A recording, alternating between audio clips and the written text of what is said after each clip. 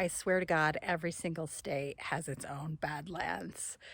So here I am at Cathedral Gorge in Nevada. So here are their Badlands. And this is actually pretty impressive.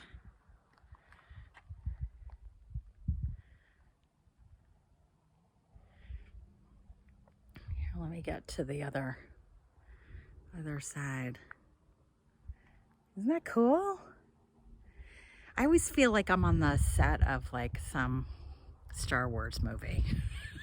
I don't know, Tatooine, here we are. Oh my goodness. I just hiked 4 miles up to Liberty Pass, and here's what you see on the other side of the pass. This is the Ruby Mountains in Nevada, and I think this is called Overlook Lake, I want to say.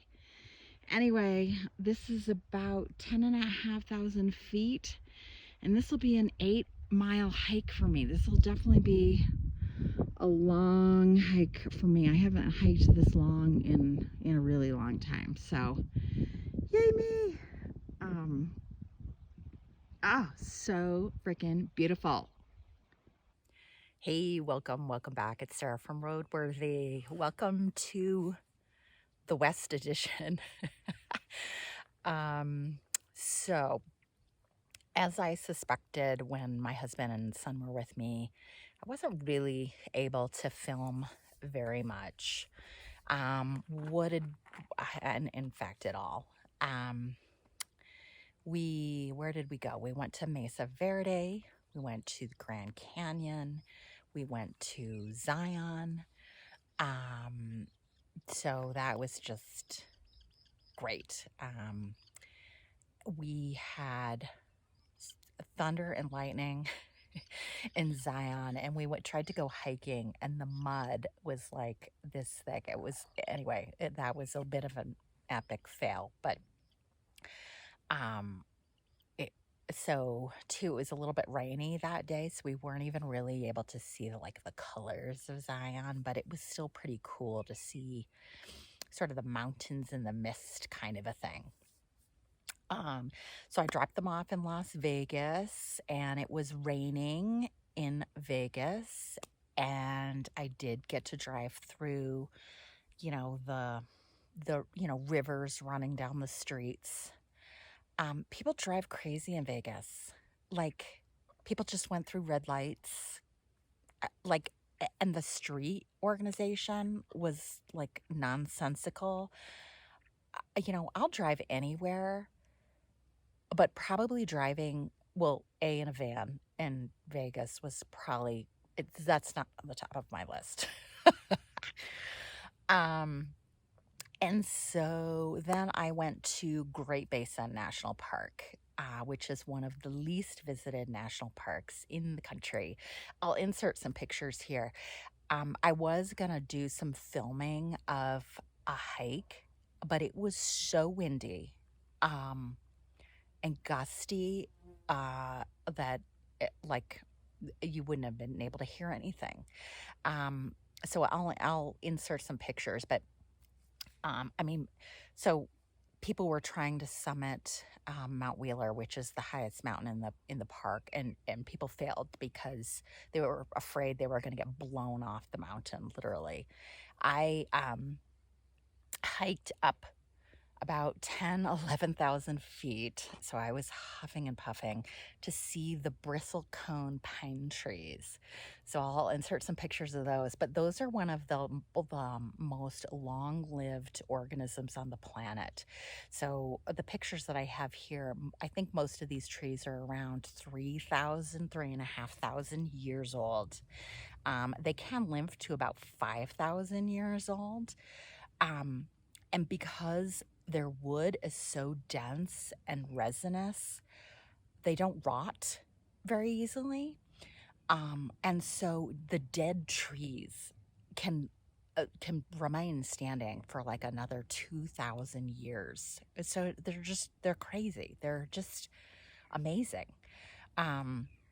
So I tried to hike higher than that to see some of the glaciers on Mount Wheeler, but again, the wind was just so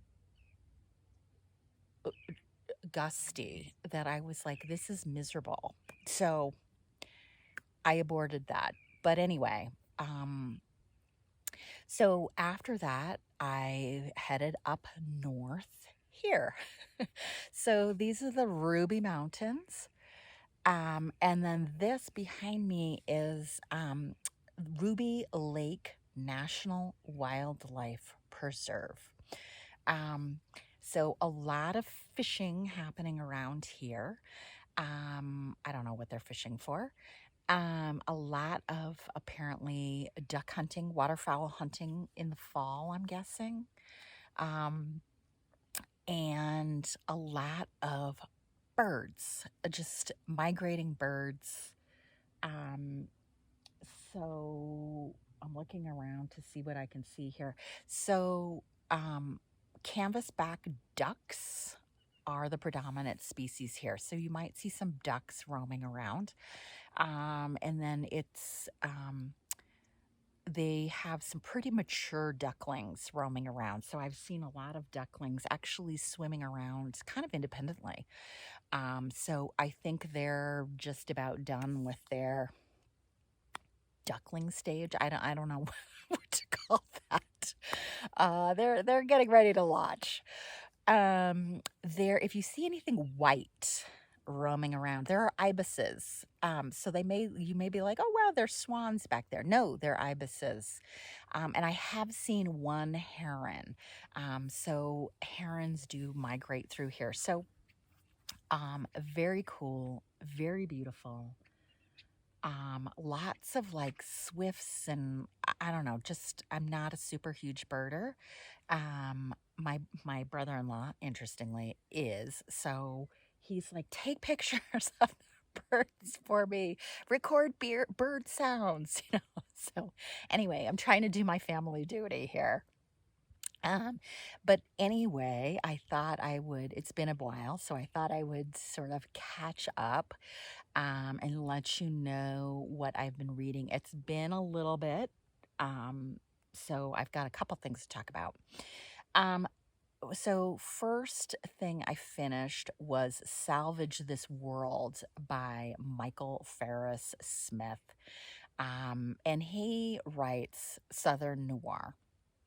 I've, which I kind of am a fan of Southern noir. Um, this is the third book of Smith's that I've read. I've read Desperation Road and The Fighter. And all of his books have a similar vibe. They're all about sort of rural white Mississippians who are really on the fringes of life and society. There's sort of no hope, no help on the horizon, but they're fundamentally good people in bad circumstances. And this book is very much in that vein. We've got uh, the other thing about his books, there tends to be a lot of alcohol, a lot of guns. um, so this book opens with Jessie, our heroine, running from her house, being shot at while holding her toddler son. And she escapes.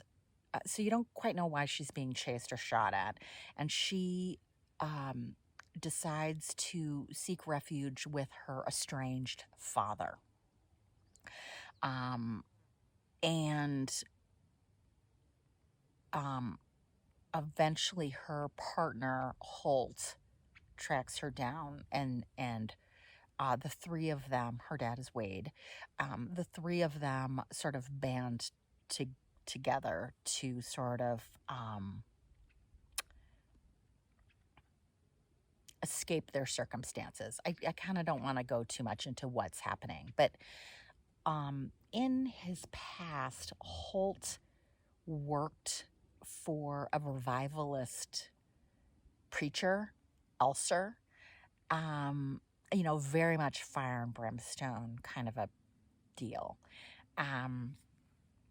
And there's something mysterious going on with her, and you sort of realize Holt is running from her, and some people associated with her.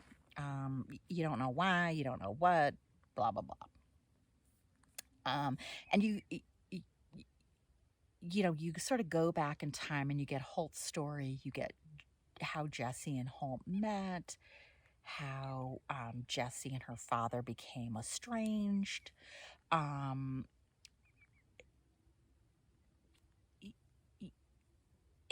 and I think what I like about Smith, and what I sort of like about these Southern noir books in general, is just the tension and the atmosphere. Um, you know, there's like an impending hurricane coming.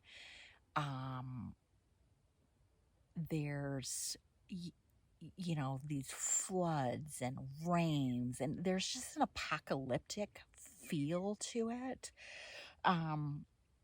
There's snakes and overgrown kudzu, and everything just has this ominous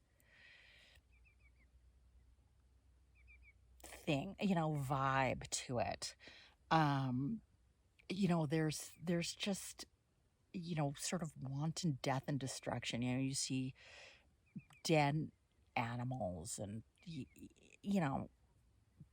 sort of abandoned homes, and everything just has this gloomy, dark, rundown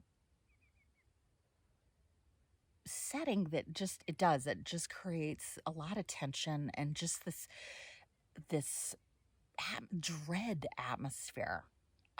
So I enjoy that. I love a book with atmosphere. So to me, this was great. Then I wanted to lighten it up, and I'm slowly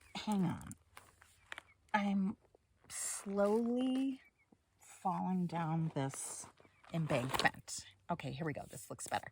This feels better. Lucky Red by Claudia Cravens. This is a debut novel, historical fiction, about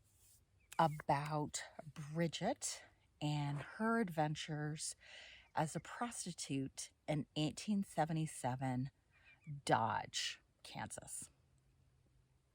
This got a starred review in Kirkus, and this was blurbed by Sarah Novick as queer, feminist, and subversive. So I was in for a Western, but anyway. This definitely had the gunslingers, outlaws, thieves, corrupt lawmen. And sort of in this environment, Bridget sort of finds, family, friendship, love, and eventually her way to sort of control her own destiny and find her own autonomy. This book was also described as reimagining the Western genre. And it's true. I mean, this has all of your, gunfights and, all of the things that you would sort of expect in a Western genre. But it all is predominantly female main characters. And many of these female characters are sort of their own agents, or agents of their own path. It was a fun adventure story. I listened to it on audio while I was driving, so it was a great read for that. double crosses and dealings, and and you sort of start to get a better sense of this brothel and just how tenuous the lives of these women were, and how subject to the whims of men they were. Um, I think some of the things that I also really liked, again, fun adventure story, good pacing, all that kind of stuff. So that was great, which plot isn't really my super duper thing. For characterization, I thought, a lot of the main characters, Bridget, um, her best friend, one of the other prostitutes, um, Lila and Kate, who own the brothel. All of them were well drawn characters. But this book had a couple big misses for me. Um, there, it does come out that Bridget is a lesbian and falls in love with this female gunslinger. And I think what was weird is there was no, like, her grappling with realizing she's queer, no discussion about her being queer but yet having sex with men, and how, that struggle. All the other prostitutes and the brothel owners are totally fine with her queerness, just don't let it out because that'll hurt our business. So that seemed a little weird. So again, her queerness, it almost felt like an afterthought. And so, and as a way to move the plot along, but that just kind of felt like a miss for me. The other thing that was kind of a miss for me is there's quite a bit of what I felt like, the happy hooker trope. None of these women, they all chose to be part of this brothel, and they're all under the sense that, when they earn enough money, they'll be able to leave and go do whatever they want to do. Which there's no sense of, like, desperation. Like, I don't know. It just, again, it just didn't feel like that was particularly a genuine rendition of the desperate situation that women would be in 1877 Dodge. I don't know. So that was a little bit annoying. So it was, again, a little bit funny that this was being touted as feminist, because I'm not so sure in that sense that it is. Anyway, some complicated feelings about that one. Then I picked up The Society of Shame by Jane Roper. So the setup of this one is Kathleen. She's the wife of an aspiring senator. So she comes home, gets off a plane, has her, Uber driver take her home, and her garage is on fire, and her husband comes running out of the garage in his underwear, and sort of trailing behind him is one of his staffers, who is putting on her underwear. And the Uber driver takes a picture because he realizes, hey, you're that guy, So takes a picture, and the picture that is captured is, her husband in his underwear with the staffer putting on her underwear. So it's pretty clear what's going on there. And then you see a picture of Kathleen's backside, where she is having a quote feminine hygiene product malfunction. So there is a giant period stain on the back of her pants, and this picture goes viral. So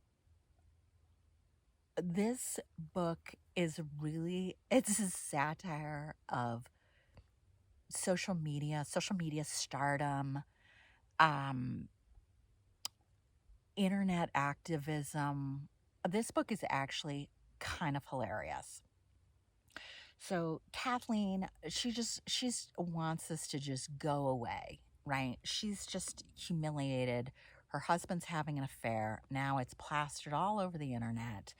And, her period stain becomes also, in some ways, more of a focus of the discussion than this senator's affair. And so there's editorials that start coming out, that again, the folk, asking, why is there such focus on Kathleen's period stain? All women menstruate. All women have had these, malfunctions.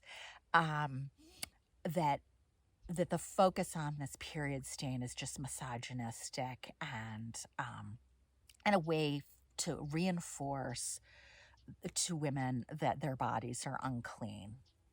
And so then there just becomes this whole movement, hashtag yes we bleed.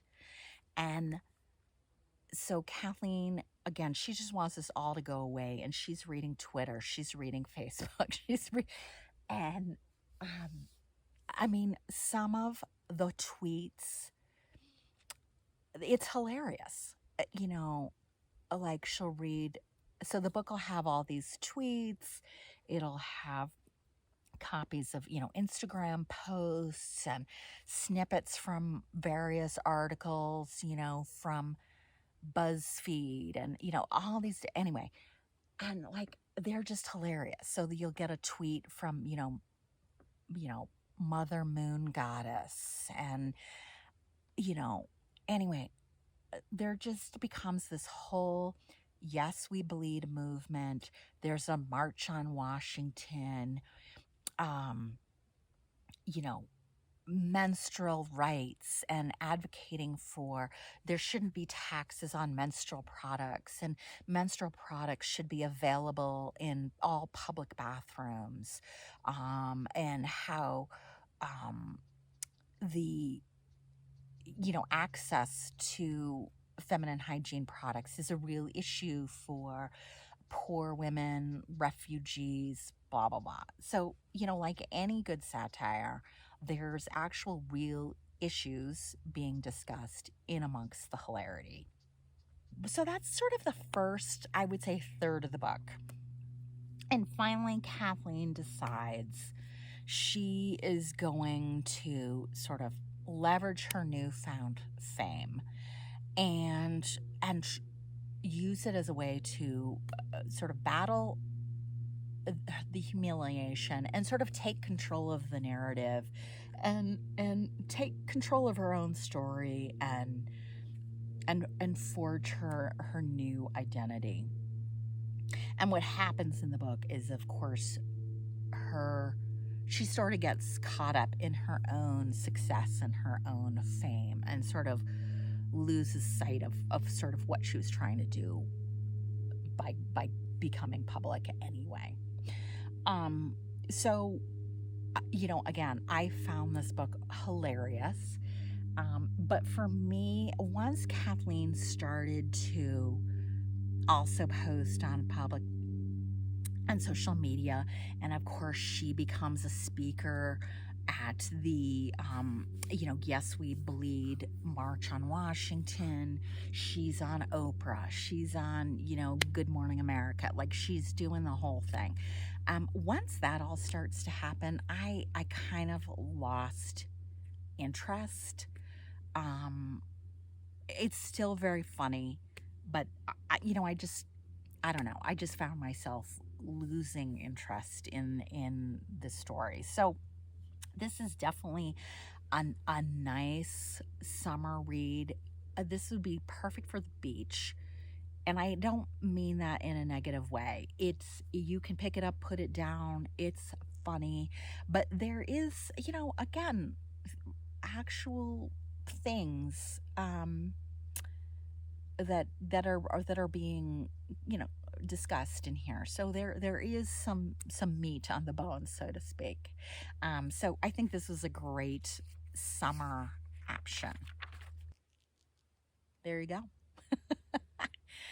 Um, I hope you guys are all doing well, and hope you're reading some good things. I'm definitely in the middle of some good things, and I'm rambling, ramble. So I'll just hurry up and end it. Bye. Thanks for watching.